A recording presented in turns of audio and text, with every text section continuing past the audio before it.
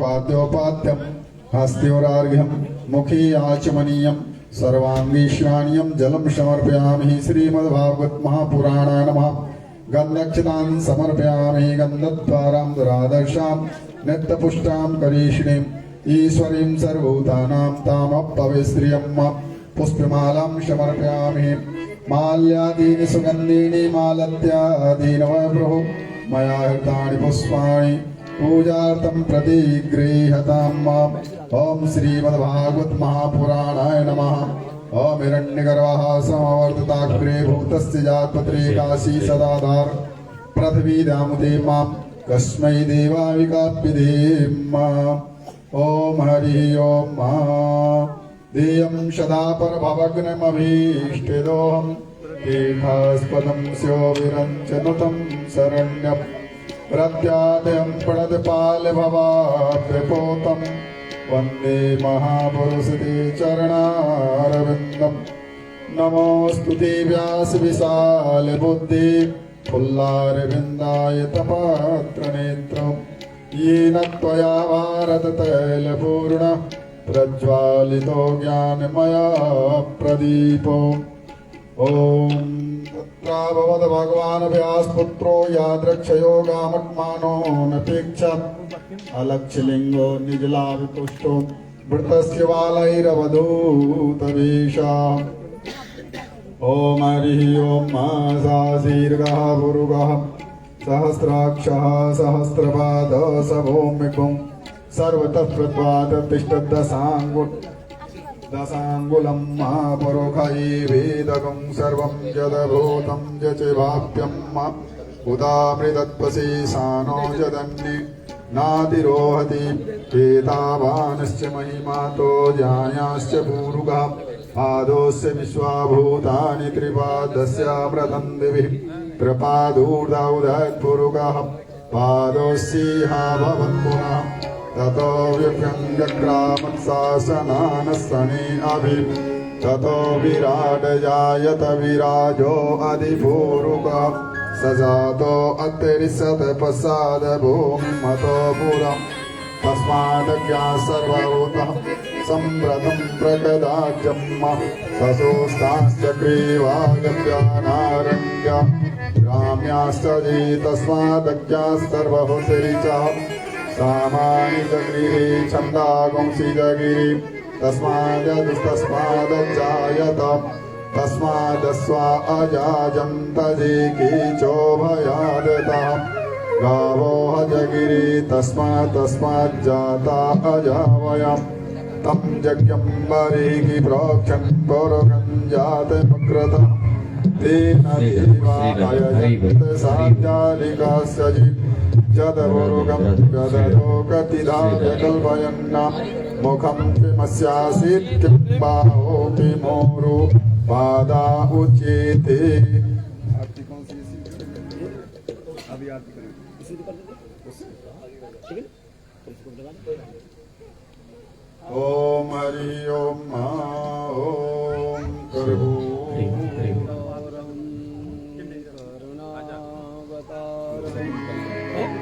थोड़ा एक बार सेटिंग कर लें। अच्छा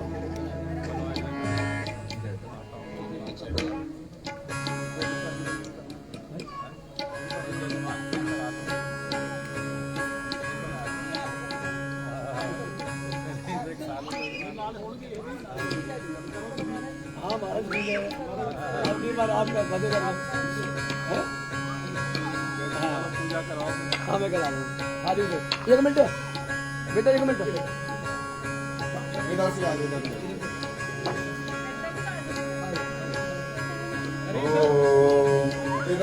जी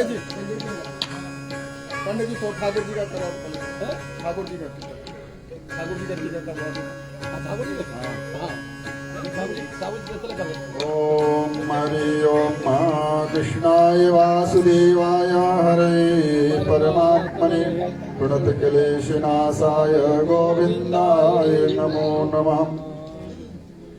ओम वासुदेवाय गोविन्दाय नमः। ओम हरि ओम अतुलित बलधामं शैलावधेयं तनुजवनकिशानं ज्ञानिनामाग्रगण्डं सकलगुणनिधानं वानराणामधीशं रघुपति प्रियभक्तं वातजातं नमामि। ओम हरि ओम एतावानस्य महिमा धोयायास्य भूरुगहं पादोस्य विश्वाभूतानि त्रिपादस्यामृतं दिवि कृपाधूरौधैर्तुरुगापादोस्य भवत्पुनः।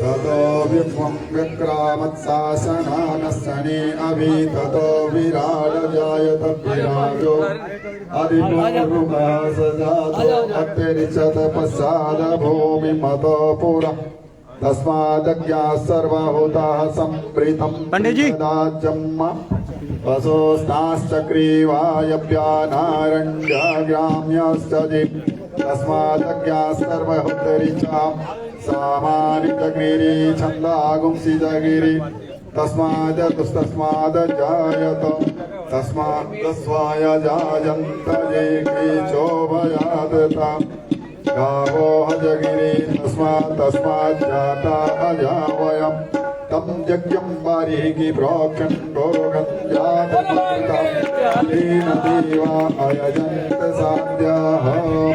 ॐ हरि ओम महादेव शान्तिरन्तरिक्षगुं शान्तिव्रतै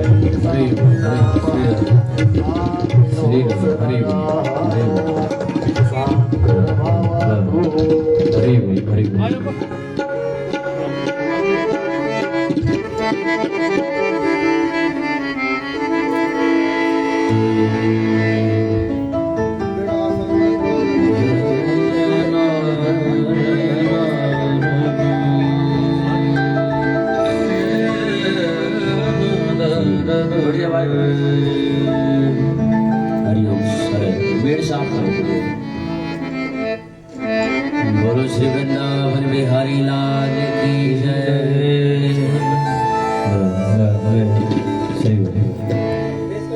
श्री भागवत भगवान की आरती पापियों को पाप से है आरती। श्री भागवत भगवान की है आरती पापियों को पाप से है तारते। श्री भागवत भगवान की है आरती पापियों को पाप से है तारते। हमारे ग्रंथ है मुक्ति बनती है पंचम वेद निराला नव ज्योति जगाने वाला नव ज्योति जगाने वाला। हरि नाम यही हर धाम यही हरि नाम यही हर धाम यही हरि नाम यही हरि धाम यही हरि नाम यही हरि धाम यही जग के मंगल की आरती पापियों को पाप से तारती। श्री भागवत भगवान की है आरती पापियों को पाप से है तारती। शांति वेद पावन पुनीत पापों को मिटाने वाला हरि दर्श कराने वाला हरि दर्श कराने वाला। यह सुख करनी है दुख हरनी सुख करनी है दुख हरनी सुख करनी है दुख हरनी। श्री मधुसूदन की आरती पापियों को पाप से है तारती। श्री भागवत भगवान की पापियों को पाप से है तारती। मधुर बोल जब पंथ बोल सन्मार्ग बताने वाला बिगड़ी को बनाने वाला बिगड़ी को बनाने वाला।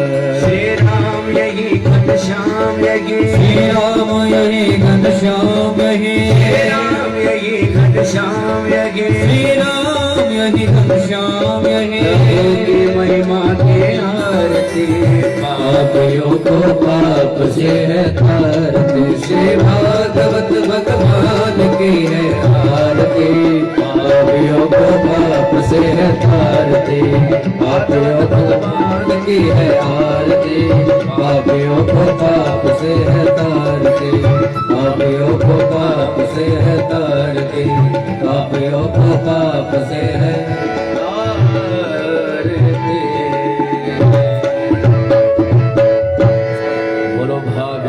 लाल की जय, श्री वृंदावन बिहारी लाल की जय, बोलो व्यास जी महाराज की जय। आइए सभी अपना यथास्थान लेकर बैठ के कृपा करेंगे और मैं निवेदन करूंगा सभी भक्तजनों से, जहां तक ये आवाज आ रही है, महाराज जी व्यास मंच पर विराजमान हो चुके हैं, तो जहां तक भी ब्रह्मनाथ पहुंच रहा है सभी से निवेदन करूंगा, सभी जैसे जल प्रभु दरबार में पहुंचने की कृपा करेंगे और कथा को सुनकर अपने जीवन को धन्य बनाएंगे।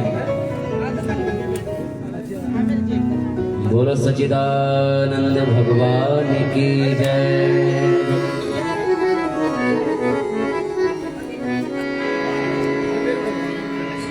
हरि बोल हरि बोल।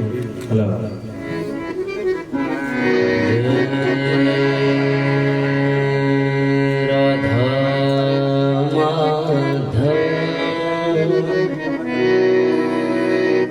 जय कुंज बिहारी, जय गोपी जन वल्लभ, जय गोपी जन वल्लभ, जय गिरवरधारी, जय राधा माधव, जय कुंज बिहारी, जय राधा माधव, जय कुंज बिहारी, जय गोपी जन वल्लभ, जय गोपी जन वल्लभ, जय गिरवरधारी, जय राधा माधव, जय कुंज बिहारी। सभी भगवान नाम का संकीर्तन करेंगे। जय राधा माधव, जय कुंज बिहारी। हम आए हैं द्वार तिहारे, हम आए हैं द्वार तिहारे, दूर करो प्रभु कष्ट हमारे, दूर करो प्रभु कष्ट हमारे।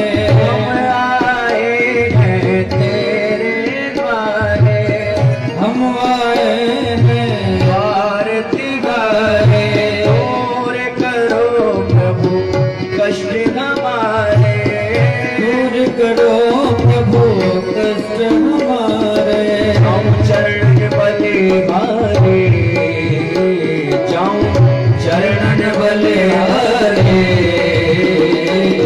जय राधा माधव,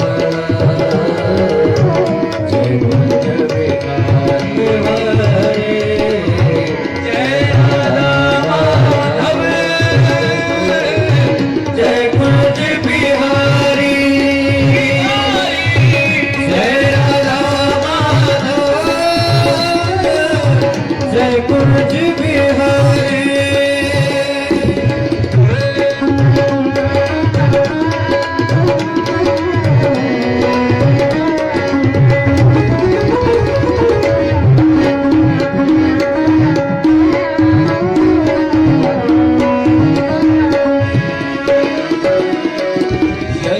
यशोदानंदन गज जगनंदन, यशोदानंदन गज जगनंदन, जाऊं चरण बलिहारी, जाऊं चरण बलिहारी, जय राधा माधव,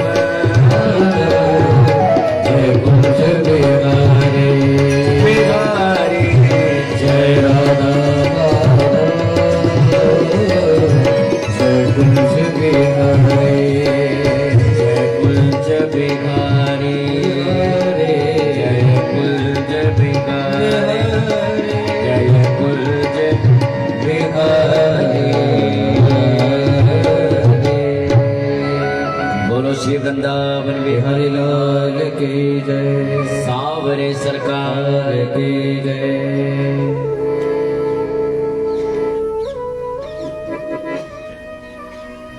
श्री कृष्णा जय श्री राधे। राधे राधे जय श्री राधे। राधे राधे हरि ओम जय श्री कृष्णा। राधे राधे जय श्री राधे। राधे श्री राधे जय श्री राधे। राधे राधे जय श्री कृष्णा जय श्री राधे। थोड़ा दूर हो गई है, आवाज कम आती है तो बढ़ा। राधे कृष्णा जय श्री राधे श्री राधे।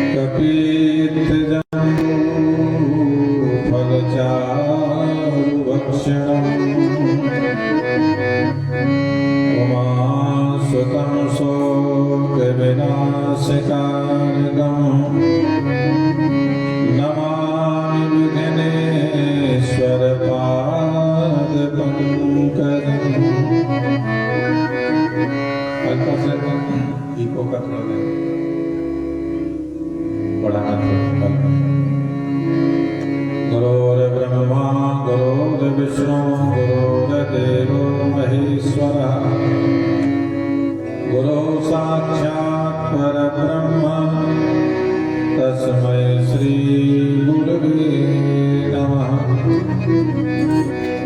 वसुदेव सुतं देवं कंसचारूढमर्दनं देवकी परमानन्दं श्रीकृष्णं वन्दे जगद्गुरुम्। अतुलित बलधाम हेम शैलावदेहं तमोजवंतशानं ज्ञाननामग्रगण्यं सकलगुणनिधानं वानराणामधीशं रघुपतिप्रियभक्तं वातजातं नमामि। सच्चिदानन्दरूपाय विश्वोत्पत्त्यादिहेतवे तापत्रयविनाशाय श्रीकृष्णाय वयं नमः। श्रीकृष्णाय वयं नमः। श्रीकृष्णाय वयं नमः। बोले सच्चिदानंद भगवान की जय। हरि ओम।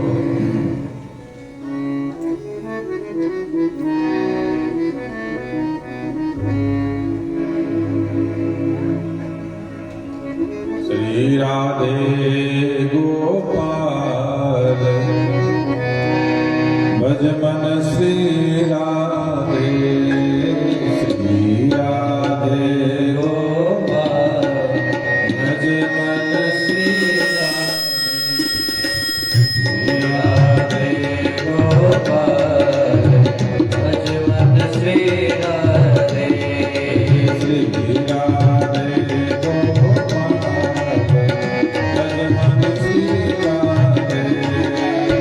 श्री राधे गोपाल भज मन श्री राधे।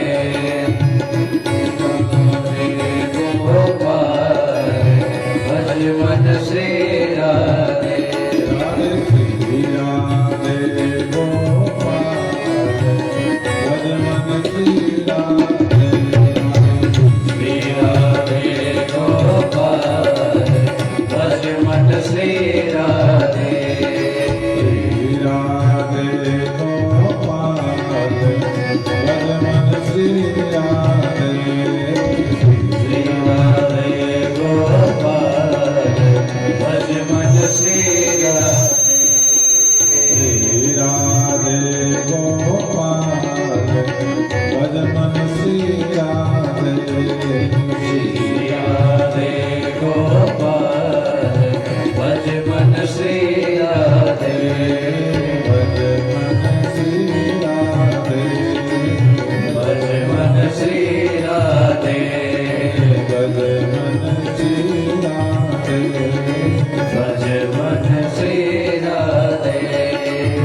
जय मन श्री राधे। बोलो सच्चिदानंद भगवान की जय हो। वृंदावन विहारी की जय हो।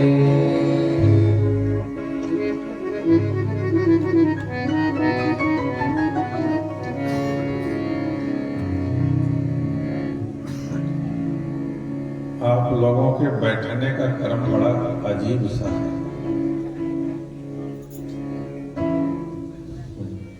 सब जो है ना ऐसे जैसे वो खेत में कोई बाढ़ लगाई जाती है ना, वो बाढ़ वाला सिस्टम सत्संग वाला सिस्टम नहीं।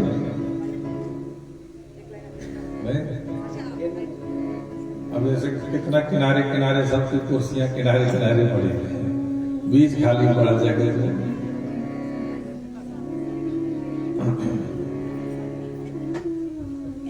देखो कुछ आधा हिस्सा जो है ना केवल नीचे बैठने वालों के लिए, आधा हिस्सा छोड़ो और बाकी सब कुर्सियां जो है ना ऐसे करके डालो, इधर को मुख करके बैठे वैसे लाइन से जैसे बैठे। फिर तो ऐसा ना व्यासपीठ के सामने कोई तो सुनने वाले सामने होना चाहिए।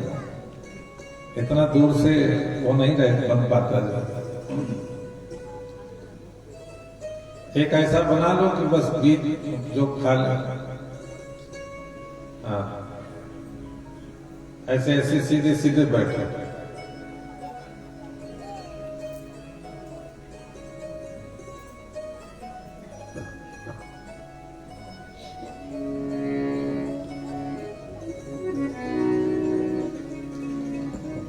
मास्टर लोग बच्चों को सिखाते हैं, हमें मास्टरों को सिखाना पड़ता बैठना।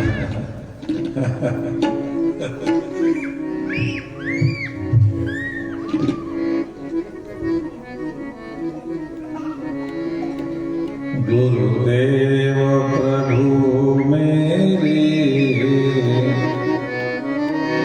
गुरुदेव प्रभु मेरे, जीवन को बना देना। गुरुदेव जीवन को बना देना। गुरुदेव प्रभु मेरे,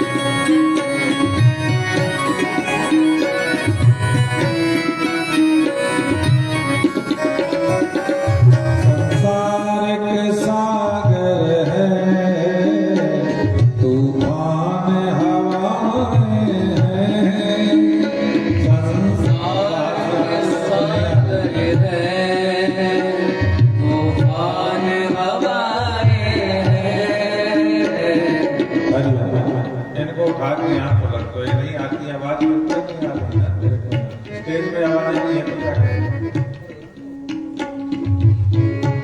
स्टेज में आवाज ही नहीं मेरे पास नहीं है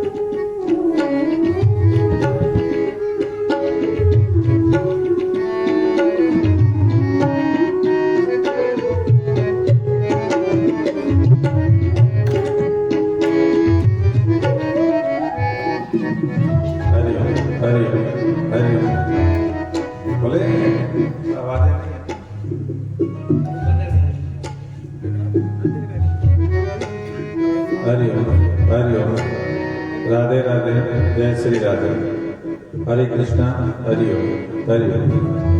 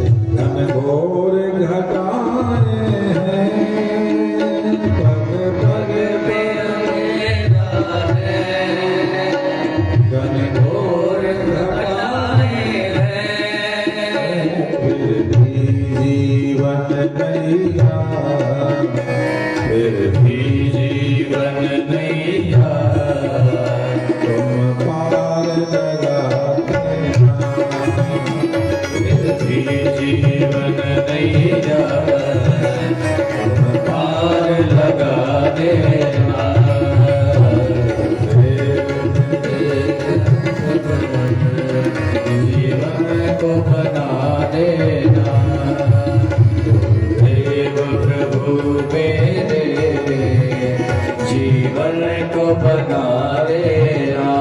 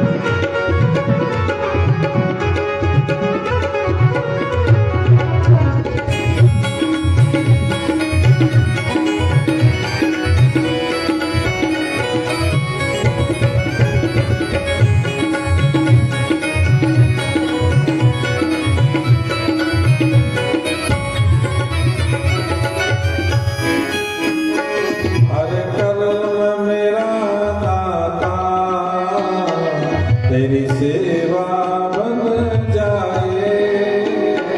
हर कर्म मेरा दाता तेरी सेवा बन जाए। भीतर के रंग में भी ये जीवन रंग जाए। भीतर के रंग में भी ये जीवन रंग जाए। सेवा सुमिरन सत्संग, सेवा सुमिरन सत्संग प्राणों में बसा देना। सेवा सत्संग सुमिरन प्राणों में बसा देना।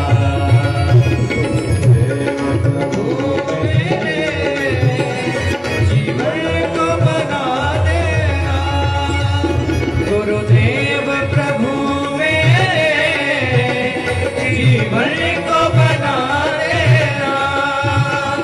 जीवन को बना देना। जीवन को बना देना। जीवन को बना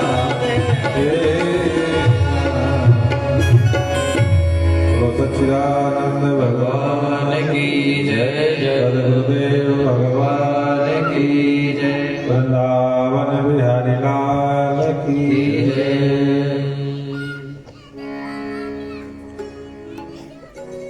श्रीमद् भागवत महापुराण की पावन कथा सप्ताह ज्ञान के माध्यम से आप सब लोग गत वर्षों की भांति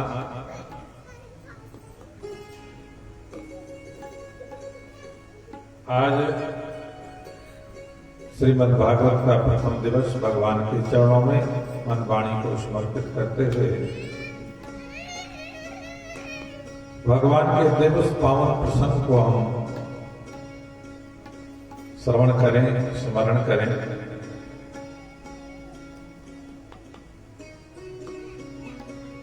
जीव, ईश्वर और माया,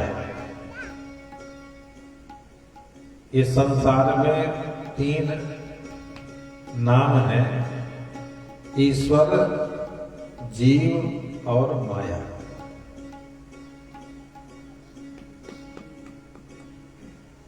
ये तीनों नाम तो चेंज हैं, नाम भिन्न भिन्न हैं, परंतु ईश्वर, जीव, माया ये तीनों एक ही है।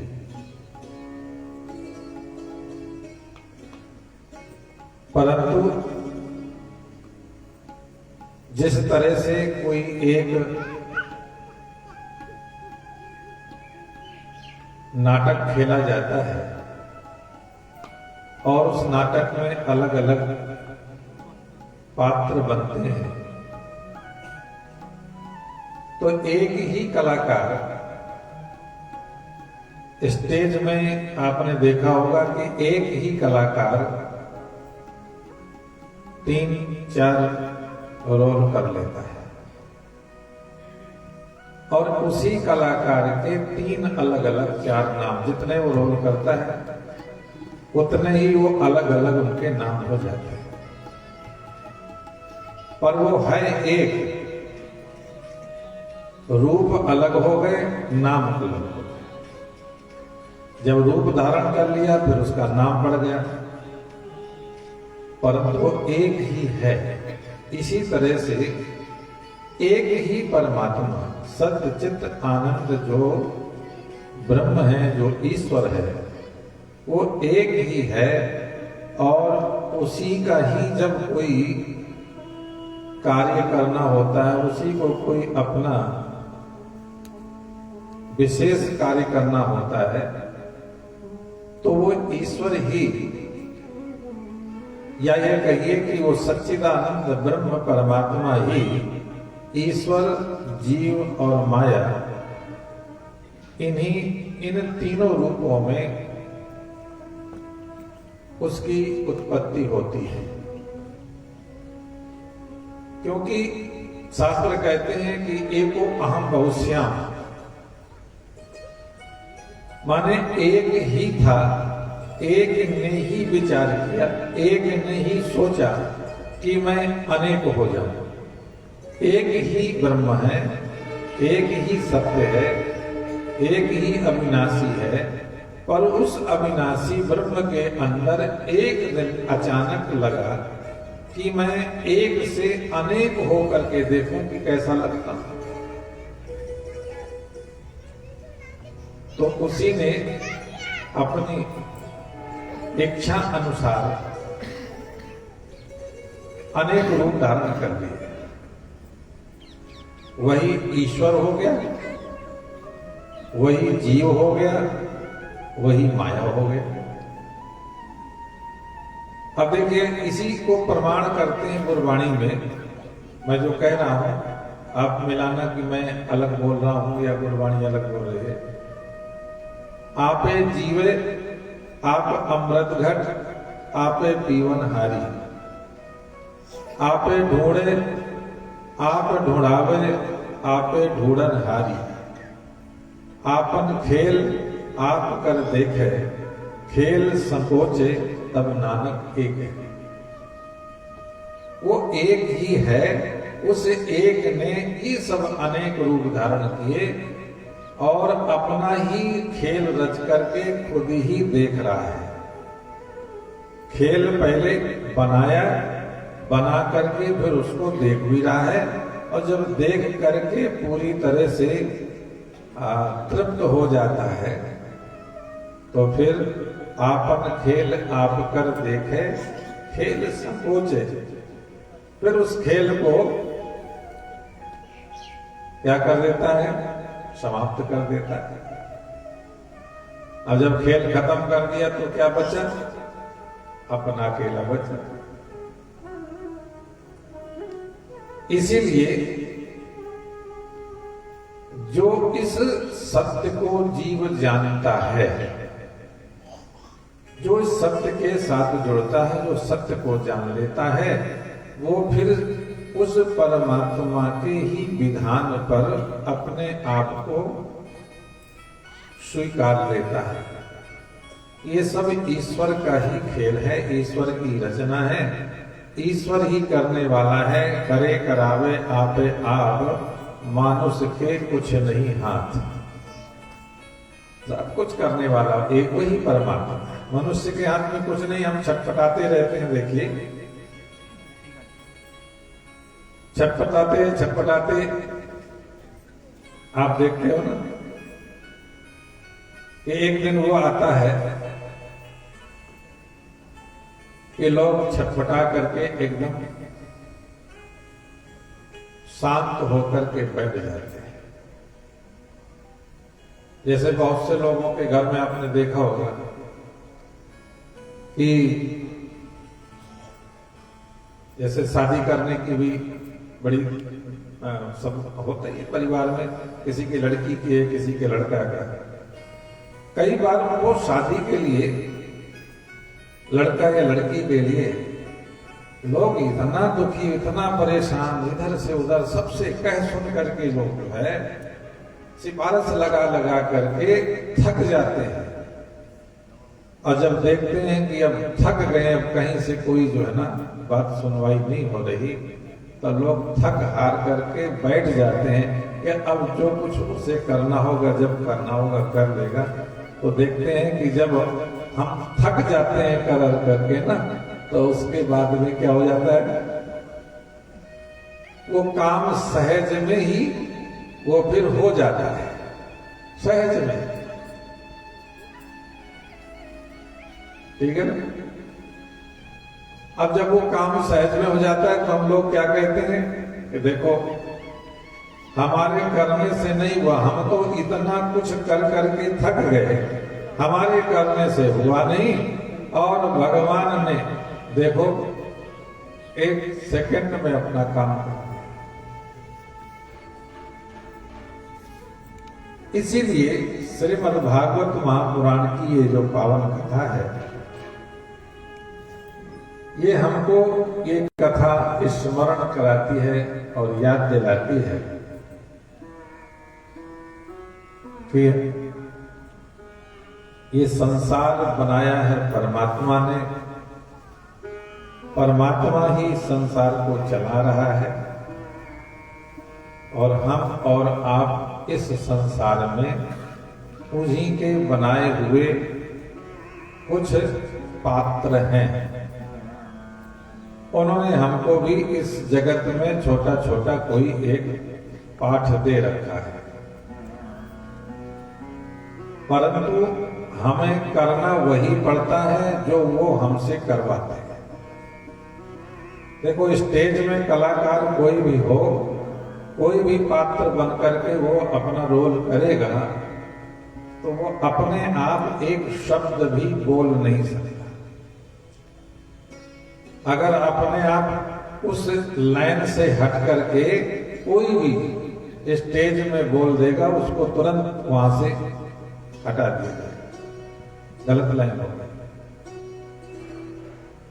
आप ये देख लो, हमारी और आपकी यही स्थिति है पूरी।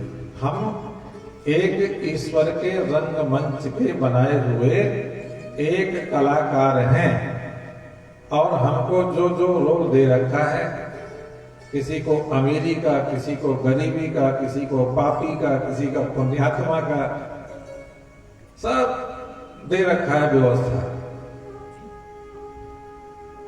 और हमें वही करना पड़ता है। हम ना किसी को बना सकते हैं, ना किसी को बिगाड़ सकते हैं। कई बार आप देखते हो कि हम लोगों का दुख सुन सुन करके हाय हाय तो करते रहते हैं, दुख तो व्यक्त करते रहते हैं, पर हम किसी के दुख को खत्म नहीं कर सकते। वो पावर उनके हाथ में, परमात्मा का। वो चाहे तो दुख दूर कर सकते, क्योंकि वो मेन तो वही है, चेंज कर दे। इसलिए कई बार आप देखते हो कि कोई नाटक टीवी में चलता रहता है और चलते चलते नाटक में कलाकार चेंज हो जाता है, कलाकार को चेंज कर देते हैं। तो चेंज कर देते हैं तो थोड़ा आपको पता चल जाता है कि अरे ये कलाकार लगता है चेंज हो गया। ऐसे ही हम लोगों को भी इस व्यवस्था में ऐसे ही होता है, बीच बीच में ट्रांसफर होता रहता है बीच में। अगर हाँ बढ़िया, अगर उनके अनुसार से उनके बताए हुए रास्ते पर चलते गए तो वो हमको आगे से आगे व्यवस्था में बनाए रखते हैं, और जहाँ उनकी गाइडलाइन से थोड़ा हम अपने आप को अलग मानने लगे, सुपर मानने लगे, लगता है हम ही करते हैं। जैसे कितनी कथाओं में आपने सुना कि जब इंद्र को ऐसा लगा कि भगवान तो मैं ही हूं, तो भगवान ने इंद्र को अपनी सेवा में लगा रखा था कि इंद्र मेरी इच्छानुसार से तुम मेरे भक्तों को ये अमुक अमुक जो जरूरत हो उनको देते रहना, तो तुम्हारी पूजा होती रहेगी। काम तो मैं कर रहा हूं, पर यह कि तुम देते रहोगे तो तुम्हारा नाम रहेगा, तुम्हारी पूजा होती रहेगी। तो इंद्र को करते करते ये अभिमान हो गया कि भगवान तो मैं ही हूं, दाता तो मैं हूं, देने वाला तो मैं ही हूं। तो जब भगवान ने सोचा कि अब ये ऐसे तो समझेगा नहीं, इसके पावर को जब हम समेट देंगे, खींच लेंगे, तो ये कर करके जब देखेगा कि इसके हाथ में कुछ नहीं है, तब इसको लगेगा कि नहीं, करता मैं नहीं हूं, करता कोई पीछे और बैठा हुआ है, करवा रहा है मुझसे कोई और, पर करता करते हुए मैं दिख रहा हूं। और भगवान ने गोवर्धन पूजा के माध्यम से इंद्र का मान मर्दन करवाया, क्योंकि इंद्र को अभिमान हो गया था स्वयं भगवान होने का। बात समझ में आ रही? जैसे इंद्र को भगवान ने झटका दिलाया कि उसकी पूजा की जगह गोवर्धन की पूजा करा दी, इंद्र को साइड में कर दिया। ऐसे ही हम और आप हैं, हमें और आपको भी ऐसा ही ईश्वर करते हैं जब हम उनके काम को अपना काम समझ लेते हैं। काम ईश्वर का है, परमात्मा का है, और हम उसको मान लेते हैं कि हमने किया है। कर्ता अहम इति मन्यते, मैं अपने आप को जब कर्ता मानने लगता हूं, यही सबसे बड़ा इस जीव का दोष है। जीव करता नहीं है, ईश्वर करता है, पर वो करता दिखता नहीं है, करता हुआ दिखता नहीं है, दिखता तो और कोई है, परंतु पीछे से शक्ति तो परमात्मा की ही है। तो इसी बात को जो है ना यहां पर सबसे पहले श्रीमद् भागवत में सिद्ध किया गया है कि सच्चिदानंद रूपाय विश्वोत्पत्त्यादि हेतवे तापत्रय विनाशाय श्री कृष्णाय वयं नमः, श्री कृष्णाय वयं नमः, श्री कृष्णाय वयं नमः। सच्चिदानंद रूपाय, परमात्मा का जो शुद्ध नाम है वो सच्चिदानंद है। शुद्ध नाम राम नहीं, शुद्ध नाम कृष्ण नहीं, शुद्ध नाम सच्चिदानंद है। इसीलिए राम जी के आगे भी सच्चिदानंद जुड़ता है। राम सच्चिदानंद दिनेशा, कृष्ण सच्चिदानंद। कृष्ण एक सच्चिदानंद का रूप है, राम जी एक सच्चिदानंद का रूप है। रूप सदा चेंज होते रहते हैं, रूप बदलते रहते हैं, पर सच्चिदानंद ज्यों का त्यों रहता है। ठीक है ना? रूप आते हैं जाते हैं, रूप बदलते रहते हैं, परंतु जिसमें ये रूप बनते हैं वो सदा एक जैसा रहता है। जैसे स्वर्ण में अनेक गहनों का रूपांतरण होता रहता है, आभूषण चेंज होते रहते हैं, गहने चेंज होते रहते हैं, पर सोना वही रहता है। ऐसे ही सच्चिदानंद ब्रह्म वही, युग बदलते रहते हैं, अवतारों के नाम चेंज होते रहते हैं, पर सच्चिदानंद हर युग में वही रहता है। ईश्वर जिसका नाम सच्चिदानंद। तो सच्चिदानंद रूप आए, हम भगवान श्री कृष्ण को जब नमस्कार करें, ठीक है, जब प्रणाम करें, तो प्रणाम करते समय हमारा ध्यान का होना चाहिए, रूप में कि स्वरूप में। और रूप और स्वरूप, जो आंखों से दिखने वाला है वह है रूप, और जो अंदर की आंख से, जिसको ज्ञान चक्षु कहते हैं, जो ज्ञान चक्षु से दिखने वाला है वह है भगवान का शुद्ध स्वरूप, सच्चिदानंद स्वरूप। ये आंख से नहीं, आंख से तो संसार दिखता है, रूप दिखता है, इसको बोलते हैं चर्म चक्षु। इसमें तो चमड़ी दिखती है, चर्म चक्षु, पर ज्ञान चक्षु से ब्रह्म दिखता है। इसीलिए बाहर की आंख के साथ साथ अंदर की ज्ञान चक्षु से जब कृष्ण का दर्शन करते हैं तो भीतर बाहर एको जाना, यह गुरु ज्ञान बताइए। भीतर और बाहर दोनों एक हैं, जैसे एक उदाहरण के रूप में हम घड़े और मिट्टी का उदाहरण देखते हैं। घड़ा और मिट्टी, अंदर और बाहर दोनों एक ही है। कौन? मिट्टी। बाहर भी मिट्टी और अंदर भी मिट्टी। ऐसी बाहर भी सच्चिदानंद और अंदर भी सच्चिदानंद। माने सच्चिदानंद का रूप ही तो है। ये सारा जगत जो है, जो इन आंखों से दिखने वाला है, वो सच्चिदानंद ब्रह्म का रूप ही है जगत। इसीलिए जगत के अंदर जगत के बाहर एक ही सत्य है। चाहे उनको श्री राम के नाम ले लो, चाहे कृष्ण नाम ले लो, चाहे शिव नाम ले लो, वो अलग अलग कुछ नहीं है। तो हम तापत्रय विनाशाय, ज्ञान चक्षु से जब परमात्मा के दर्शन होते हैं, दिव्य चक्षु से, ज्ञान चक्षु से।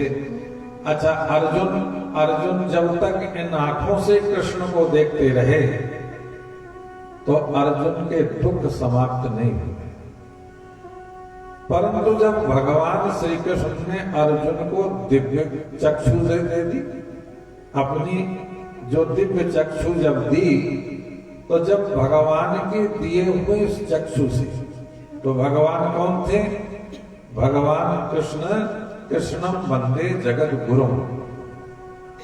भगवान तो भगवान थे ही, पर जब अर्जुन को ज्ञान दे रहे थे तो उस समय गुरु बन करके दे रहे थे। भगवान बन करके ज्ञान दे रहे थे तब तक नहीं माना, पर जब वही भगवान गुरु बन करके ज्ञान देने लगे तो अर्जुन को ज्ञान प्राप्त हुआ। तो देखिए, अर्जुन को जब भगवान ने गुरु बन करके ज्ञान चक्षु दी, तो उस ज्ञान चक्षु से जब देखा तो भगवान के असली स्वरूप का और जगत के असली रूप का दर्शन किया।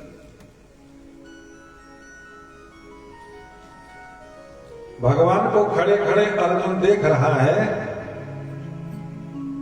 इन आंखों से जो दिख रहे थे वो तो मेरे जैसा ही सब कुछ दिख रहा था, पर जब दिव्य ज्ञान से देखा तो भगवान का विश्व रूप दिखाई दिया, विराट विश्व रूप।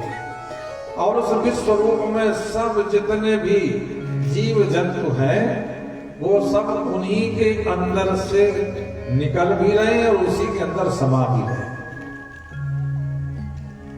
आपने कभी भगवान के विराट रूप को दिखाया, पोस्टरों में भी देखा होगा कि चारों तरफ से, चारों दिशाओं से आ रहे हैं जीव और भगवान के स्वरूप में सब समा रहे हैं। नदियों से लेकर के, झरनों से लेकर के, पहाड़ों से लेकर के, पशु पक्षी जीव जंतु मनुष्य, सब कुछ उन्हीं में ही समाता जा रहा है। अर्जुन ने विश्व रूप का जब दर्शन किया, थोड़ी थोड़ी लाइटें भी चला, जब विश्व रूप का दर्शन किया तो अर्जुन की आंखें खुल गई और अर्जुन भगवान के चरणों में अब शिष्य बनकर के समर्पित हुआ।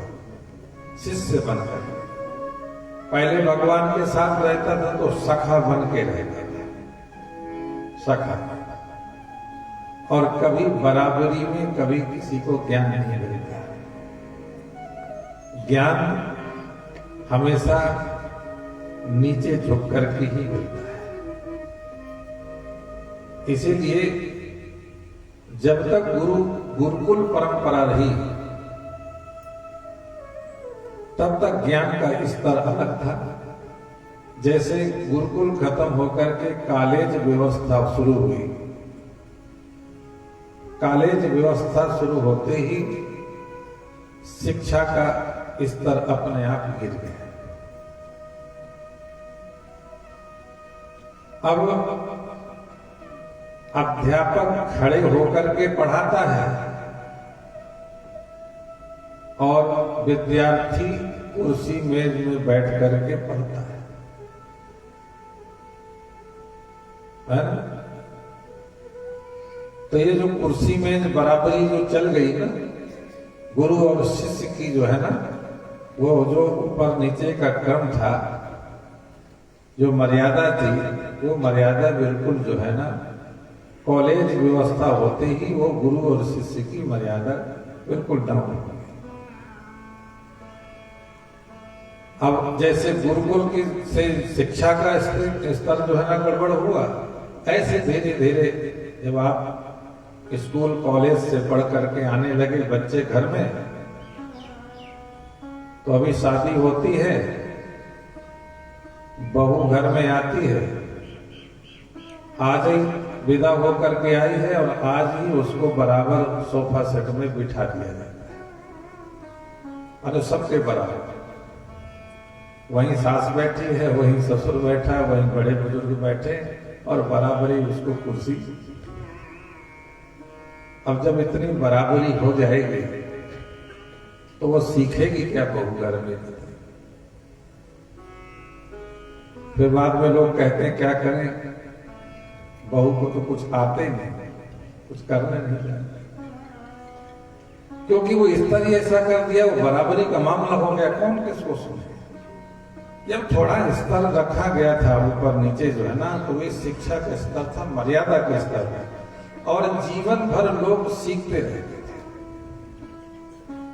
ऐसा नहीं कि उम्र हो गई 30 साल 40 साल के हो गए, 50 साल के हो गए तो बूढ़े बुजुर्ग हो गए, नहीं, बड़ों के सामने बैठ करके हमेशा हम सीखते थे पहले, ये मर्यादा थी। धीरे धीरे यही है कि ज्ञान का स्तर धीरे धीरे घटता गया, मर्यादा का स्तर धीरे धीरे घटता गया।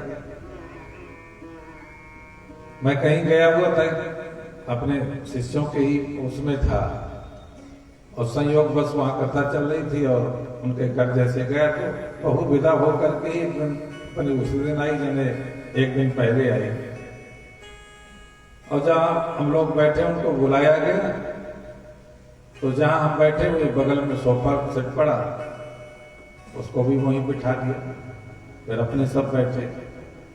तो हमने कहा फिर बैठा लो खोपड़ी में, बाद में कवरोगे बिल्कुल। अरे कम से कम थोड़ा तो कहीं स्तर रखो, एक आध फीट का तो रखो कम से कम, एक कुछ तो लगे कि छोटे बड़े की मर्यादा होती है।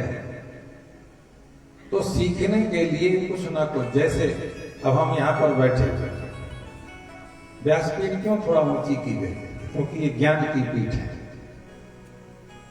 और ज्ञान की पीठ सदा ऊंची होती है, क्योंकि उसमें आपके अंदर से एक आदर भाव होता है, सम्मान भाव होता है कि स्वामी जी अगर बैठे हैं या व्यास जी बैठे हैं तो हम इनसे कुछ सीखने आए हैं, सुनने आए हैं, कुछ सीखने आए हैं, कुछ जानने आए हैं। ये एक परंपरा शुरू से हमारे यहां चली आई है। तो अर्जुन क्या था ना कि अर्जुन बराबर जब तक बैठा था भगवान कृष्ण के, तब तक भगवान कृष्ण समझा रहे थे, नहीं समझ में आया। वही अर्जुन को आपने देखा होगा कि भगवान रथ पर बैठे हुए हैं और अर्जुन नीचे खड़ा हुआ है और कहता है मैं शिष्य हूं अब आपका, क्योंकि समझ गया कि आप ही के द्वारा ये मेरा दुख निवारण होगा, और कोई मार्ग नहीं है। तो अब भगवान श्री कृष्ण ऊपर हैं, अर्जुन नीचे है, क्योंकि वो बिना आदर मान सम्मान के कहीं भी हम चले जाएं, ज्ञान तो नहीं मिल सकता, बाकी तो बहुत कुछ मिल सकता है, दुनिया की बाकी हर चीज मिल सकती है, पर ज्ञान जब तक गुरु के प्रति आदर नहीं होगा, सम्मान नहीं होगा, मर्यादा नहीं होगी, तब तक ज्ञान का स्तर नहीं हमारे जीवन में हमको प्राप्त हो सकता। इसलिए तापत्रय विनाशाय श्री कृष्णाय वयम नमः। तापत्रय, अगर 3 प्रकार के तापों से हम मुक्त होना चाहते हैं, 3 ताप कौन कौन से हैं? एक तो शरीर का बहुत बड़ा ताप है। अब देखो, मैं शरीर हूं का एक ज्ञान है, शरीर मैं हूं। तो शरीर का अगर आपको अभिमान है कि मैं शरीर हूं, तो ये भी एक सबसे बड़ा शरीर होने का दुख है, क्योंकि शरीर हूं तो फिर मुझे मरना पड़ेगा। अब बता दीजिए कि जिसको भी ये ज्ञान है कि मैं शरीर हूं, तो एक सबसे बड़ा दुख है कि एक दिन मुझे मेरे इस देह का त्याग होगा, देह की मृत्यु होगी, और मरना सबसे बड़ा दुख है। देह का मरना साधारण दुख नहीं, क्योंकि ऐसे नहीं मर जाता है। जन्मत मरत दुसह दुख होई। जन्म के समय और मृत्यु के समय 2 समय बड़ा दुख होता है। हमारे शास्त्र कहते हैं, और मैं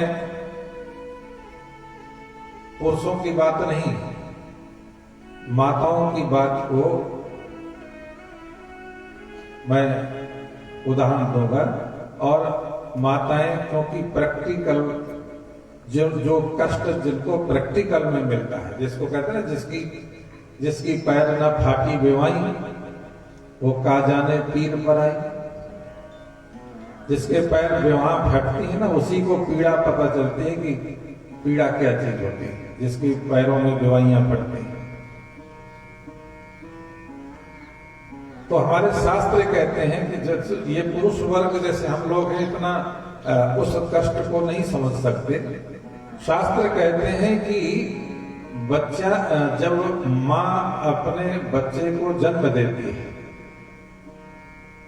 तो जितना कष्ट माँ को होता है जन्म के समय में, प्रसव के समय में, माँ के जीवन में जो कष्ट होता है, उस कष्ट से 100 गुना जन्म लेने वाले जीव को होता है। अब समझ लीजिए। अब अगर इस कष्ट को अब हम आम लोग नहीं समझ सकते, जिसने बच्चे को प्रसव दिया, जन्म दिया है, वो माँ उस कष्ट को जानती है कि उसका दूसरा जन्म ही होता है। क्योंकि हमने जैसे अपने जानवर जो रखते हैं, हमने गाय माता रखी, तो कई बार बच्चे को जन्म देते हुए उस समय उसकी पीड़ा को हमने देखा कि जब बच्चे का जन्म हुआ तो ऐसा एक बार तो झटका लगता है कि गाय लगता है मर गई, सुन्न हो जाती है, फिर उसको चेतना आती है धीरे से। तो कई बार एक बार जो है ना, जब इस कष्ट को हम देखते हैं, तो शास्त्र क्या कह रहे हैं कि जो जन्म लेने वाला, जो माँ के गर्भ से बाहर जाता है जीवात्मा, उसको माँ के उस कष्ट से 100 गुना।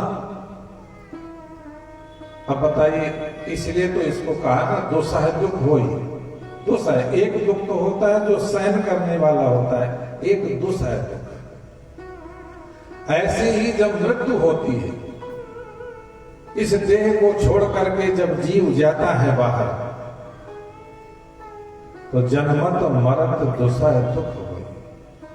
मृत्यु के समय भी जब प्राण इस देह से निकलते हैं ना, तो उस प्राण को निकलने का मार्ग मिलता नहीं है, क्योंकि द्वार तो 10 हैं। अब 9 द्वार तो खुले हुए हैं, एक द्वार बंद रहता है। इस शरीर में 10 दरवाजे हैं जीव को निकलने के लिए, और इन दरवाजों से जीव को बाहर जाना होता है।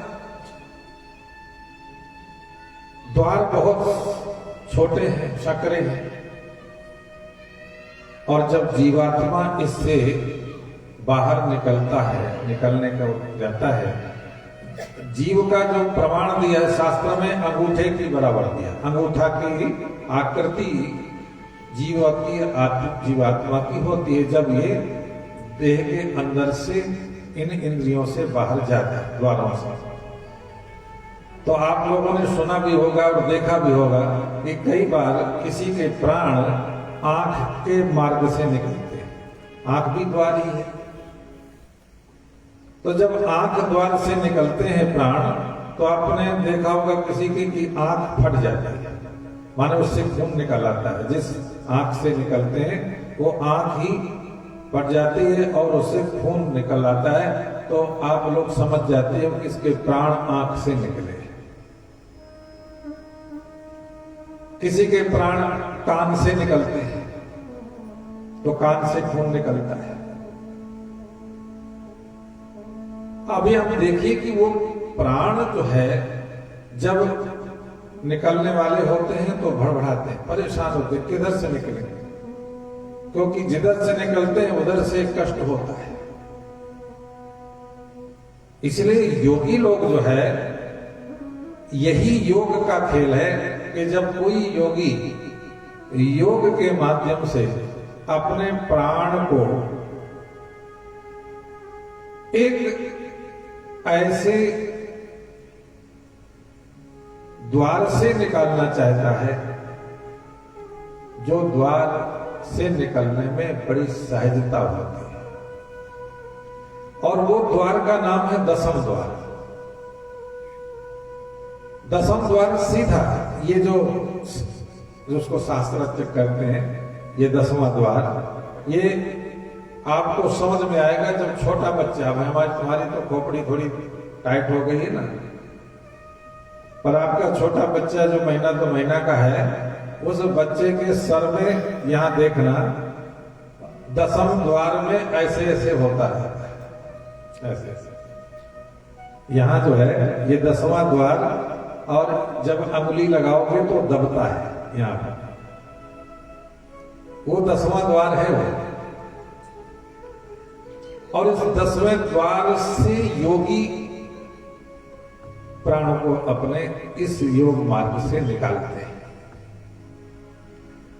और ये जो मार्ग है सीधा मार्ग है। दो बाकी जो मार्ग हैं, स्वर्ग को ले जाने वाले मार्ग हैं या नरक जाने वाले मार्ग हैं। केवल यही 10वां द्वार ऐसा है जो सीधा परम धाम को जाता है। पर 10वें द्वार का भेद कोई बिरला जानता है। जो संतों के संग बैठते हैं, योग मार्ग करते हैं, तो धीरे धीरे अपने मन को एकाग्र करके और फिर तैयारी की जाती है, पहले से व्यवस्था करना है कि भाई प्राणों को। इसलिए हमने कई बार देखा, हमारे एक संत थे हरिद्वार में, हमारे गुरु जी के गुरु भाई थे, जब उनका शरीर वृद्ध हुआ, देखा उन्होंने कि अब कुछ दिन बाद में शरीर छूटेगा, तो उन्होंने अपना योग प्रारंभ किया। धीरे धीरे उन्होंने अन्न छोड़ा, अन्न छोड़ने के बाद में धीरे धीरे जल छोड़ा, और वही प्रक्रिया जैसे वो गुरु तपस्या कर रहे थे, ऐसे उन्होंने अपने मार्ग को करते हुए, और 10 दिन के अंदर उन्होंने अपने प्राणों का जो है इसी भक्ति के द्वारा, योग के द्वारा उन्होंने स्व इच्छा से ही प्राणों का परित्याग किया। तो संतों के पास में, ऋषियों के पास में तो ये सब मार्ग होते थे। जब देखते थे कि अब यहाँ रहने का समय नहीं है, अब तो जाने का समय है, तो पहले से ही अपनी व्यवस्था करके और सीधा जो है यहाँ से शरीर से निकल जाते थे। तो परिणताणां साधूनां विनाशाय च दुष्कृताम्। भगवान का तो यही काम है ना, यहां आकर के ज्ञानोपदेश देते हैं,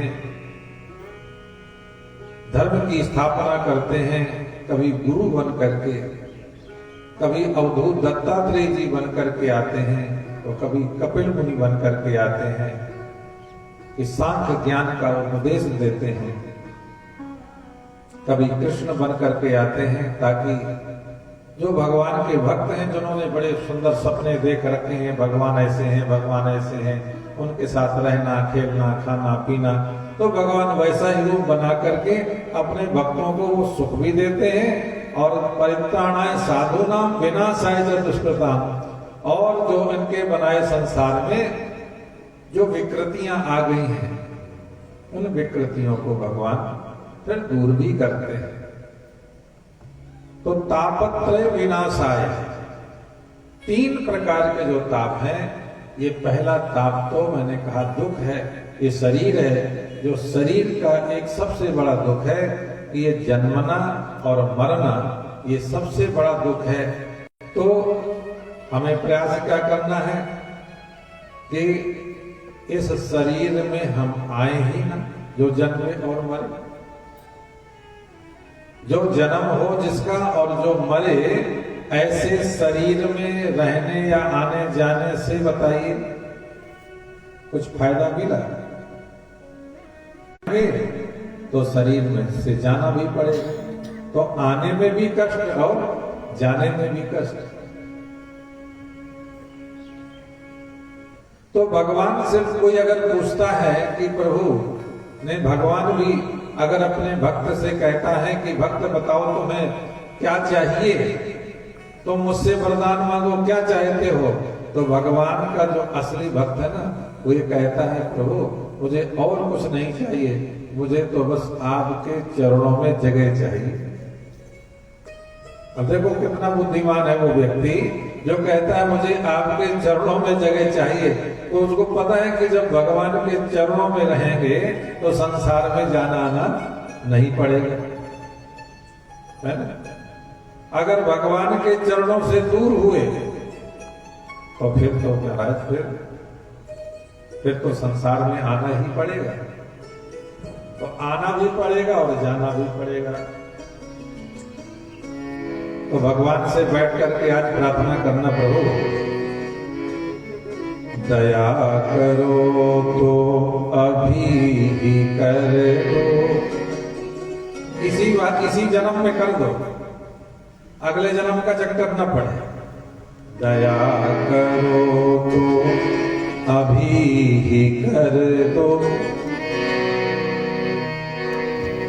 हे नाथ फिर कब दया करो, दया करो तो अभी ही कर दो, हे नाथ फिर कब दया करोगे, दया करो तो अभी ही कर दो, हे नाथ फिर कब दया करोगे, दया करो तो अभी से कर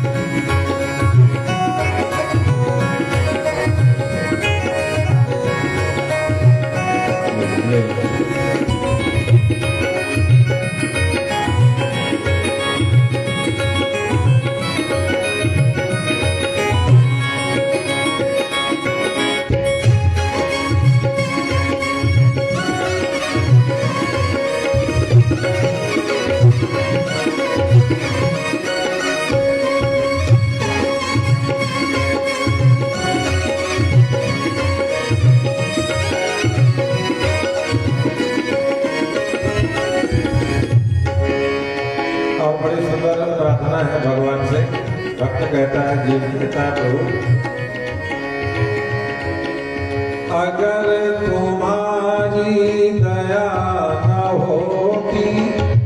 हे नाथ, आप तो दया के सागर ही हो, दया करते ही रहते हो।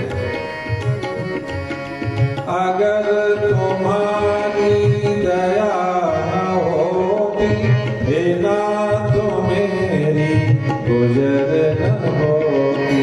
हे नाथ मेरी गुजर न होगी, हे नाथ मेरी गुजर न होगी। खाली झोली दया से मेरी, खाली झोली दया से मेरी, भरी जो अपना तो कब भरोगे।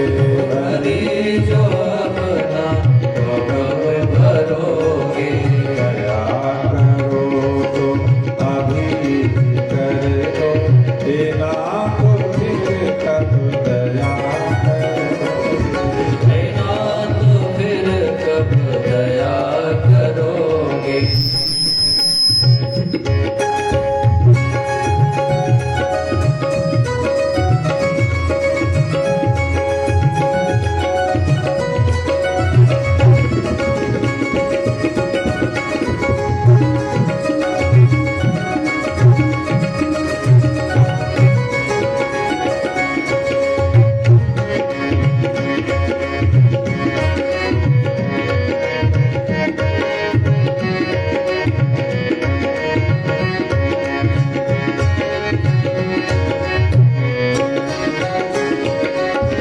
भवन में नैया पड़ी है बेवक, भवन में नैया पड़ी है बेवक। सहारा देखो तुम्हारा कब तक। सहारा देखूं तुम्हारा कब तक, सहारा देखूं तुम्हारा कब तक। करो किनारे पे जल्दी आकर, करो किनारे पे जल्दी आकर। कोई जो देगी तो क्या करोगे। कोई जो तेरे तो क्या करोगे। दया करो तो अभी कर दो, देना तो फिर कब दया करोगे। हे नाथ फिर कब दया करोगे।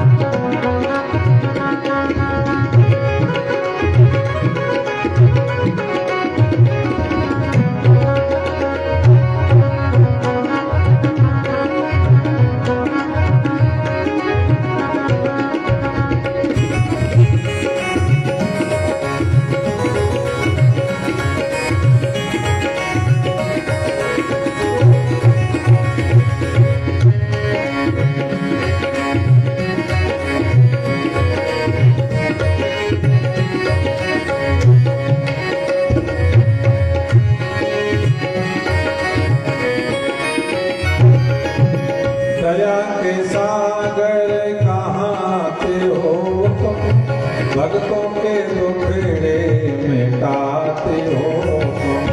भक्तों के दुखड़े मिटाते हो तुम, भक्तों के दुखड़े मिटाते हो तुम। दया के सागर कहाँ से हो तुम, भक्तों के दुखड़े मिटाते हो तुम।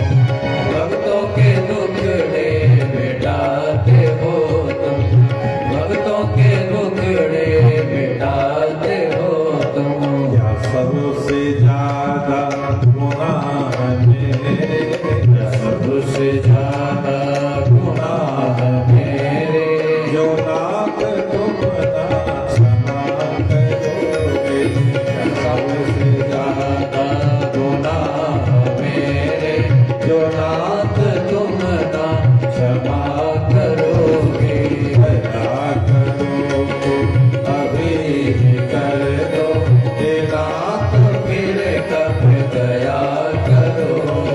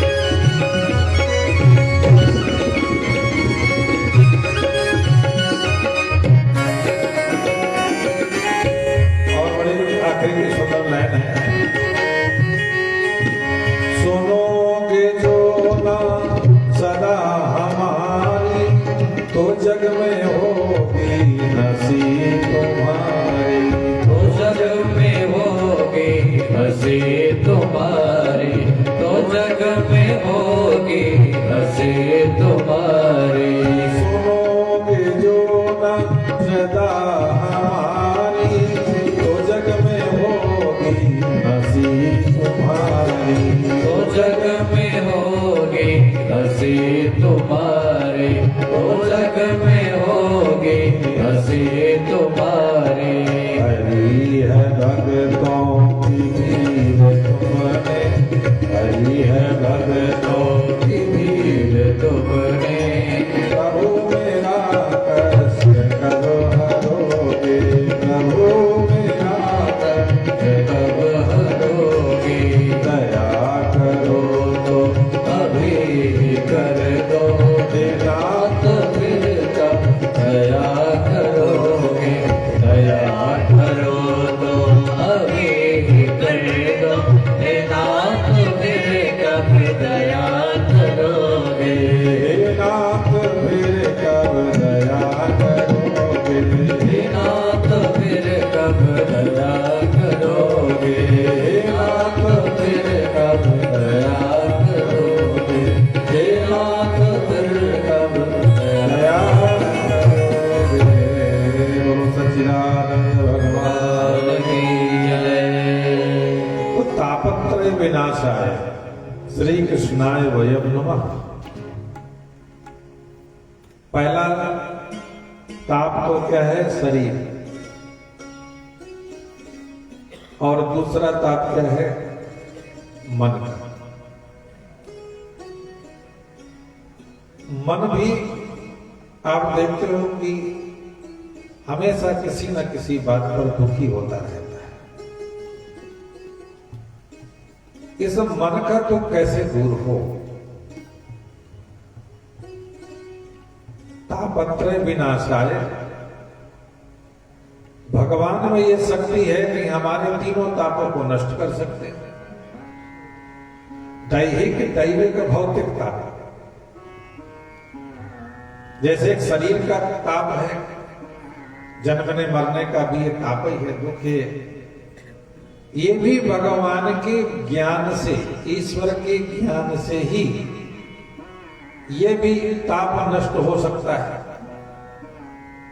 जब तक देह का ज्ञान है तब तक ताप लगा रहेगा। देह से अलग होकर के जैसे ही ईश्वर का ज्ञान हुआ तो देह का जो कष्ट है, ताप है, वो नष्ट हो गया। अब दूसरा ताप हो गया मन का। ये मन क्यों दुखी रहता है? मन इसलिए दुखी रहता है क्योंकि इस मन ने ये मान लिया है कि जहां भी रहते हो, जिसके संग में रहते हो, ये मन कहता है ये मेरा है। क्या कहता है मन? मेरी, मेरा, मेरी, मेरा। यही तो सुबह से शाम तक रखता रहता है मन। और इसीलिए मन का सबसे बड़ा दुख है कि अगर मेरा है तो कोई दूसरा न ले, मेरे पास ही रहे।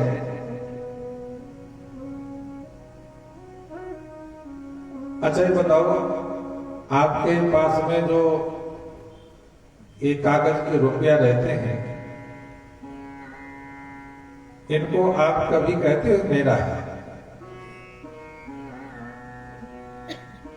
इसलिए नहीं कहते हो कि ये पता है आपको कि ये तो मैंने किसी से लिया है, अभी मेरे पास है, अभी कोई काम पड़ जाएगा तो ये देना पड़ेगा।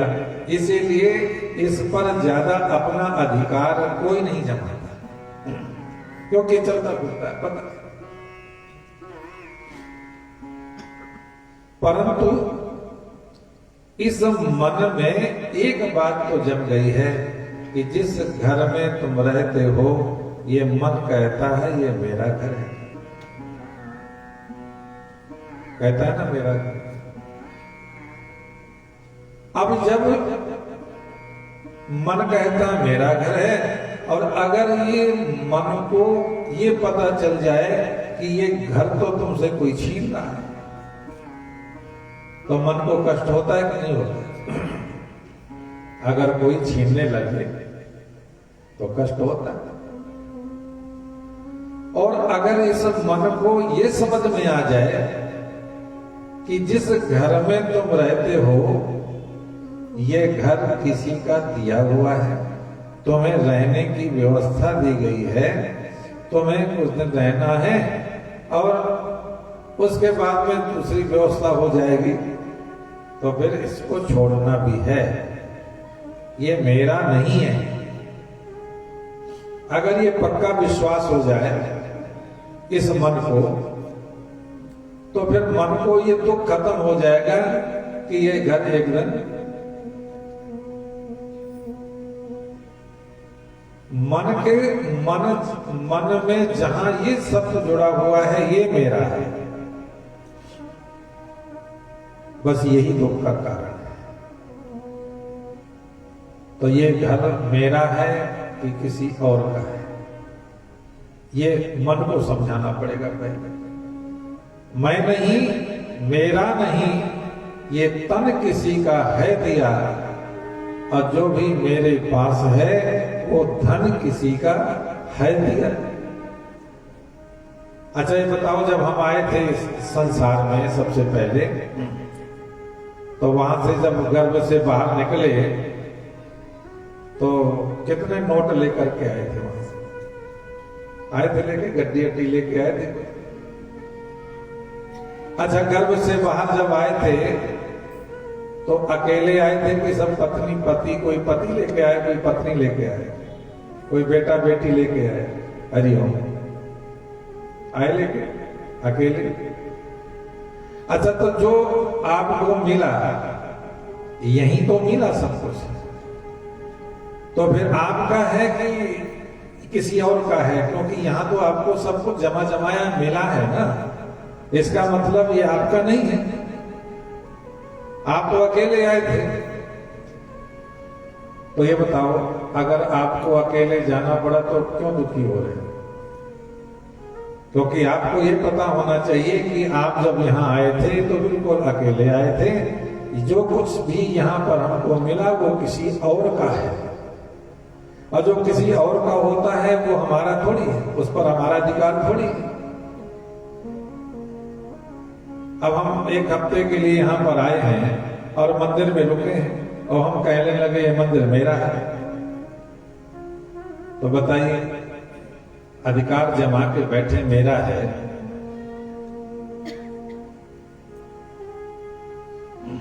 फिर जब ये कहेंगे मंदिर वाले कि महाराज चलो छोड़ के जाओ, खाली करो मंदिर हमारा, तो बताइए हम रोएंगे कि नहीं रोएंगे? अगर हम कब्जा करके बैठेंगे मेरा है, और जब ये मंदिर वाले कहेंगे कि भाई चलो छोड़ो, मकान खाली करो, मंदिर खाली करो, तो छोड़ने में तकलीफ होगी।